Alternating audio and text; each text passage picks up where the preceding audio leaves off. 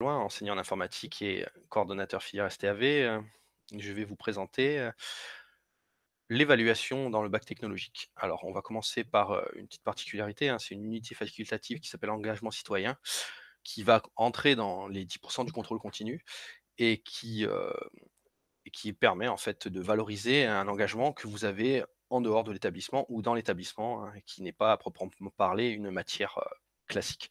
Voilà, donc on vous présente des petits exemples, hein. Ça peut être, tout simplement participer aux instances des lycées, conseil d'administration, conseil intérieur, conseil d'exploitation, être pompier volontaire, être membre d'une association,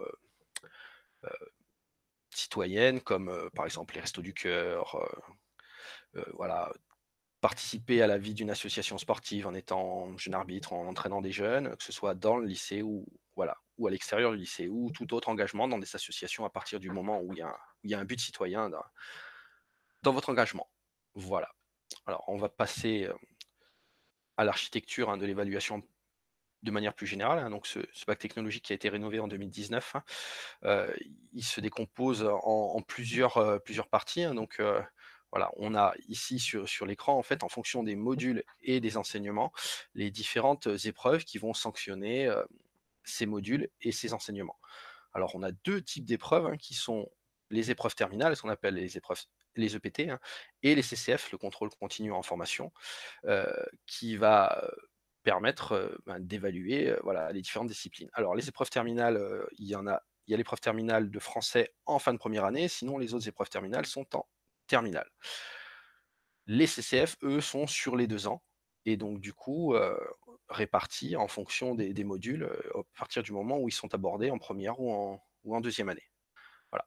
Alors, les CCF n'ont pas de coefficient, hein, ils comptent tous pour, une unité, sur la moyenne totale des CCF. Donc chaque CCF listé ici, hein, on en a 8, ils comptent, pour, autant que les autres CCF dans la moyenne finale des CCF.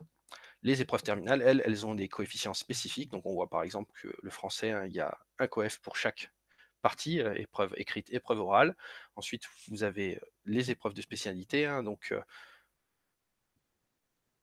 une épreuve pour le S1, une épreuve pour le S4 et enfin, l'épreuve du grand oral terminal.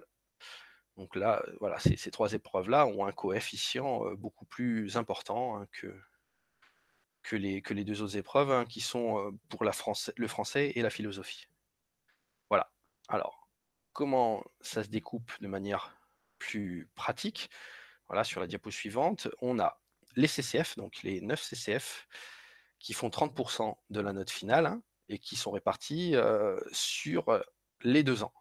C'est 9 épreuves CCF, mais découpées en sous-épreuves, voilà, qui vous sont listées, une partie en première, une partie en terminale. Ensuite, vous avez 10 de contrôle continu, donc ça, ce sont les moyennes des différents modules, plus, l'engagement citoyen ou l'option section sportive. Donc tout ça, hein, c'est une moyenne globale qui va compter pour 10 de la note finale. Et enfin, les épreuves terminales, donc les 5 épreuves terminales qui, elles, comptent pour 60 de la note.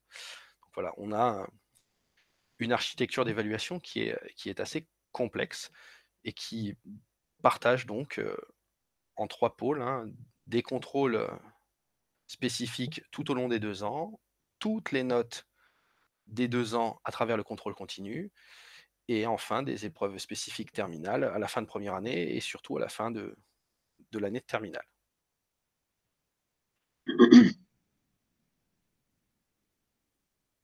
Je vais laisser la parole à ma collègue Fabienne pour la suite. Alors bonjour à tous, je suis Fabienne Monteux, je suis enseignante en agronomie et zootechnie et aussi professeure coordonnatrice en filière STAV. Je vais vous parler de ce grand oral, donc qui était une épreuve nouvelle liée à la réforme des baccalauréats. Donc dans le bac STAV, il y a un grand oral comme dans tous les autres baccalauréats. La finalité de l'épreuve est de conduire un projet centré sur un enjeu du monde contemporain et en débattre à l'oral.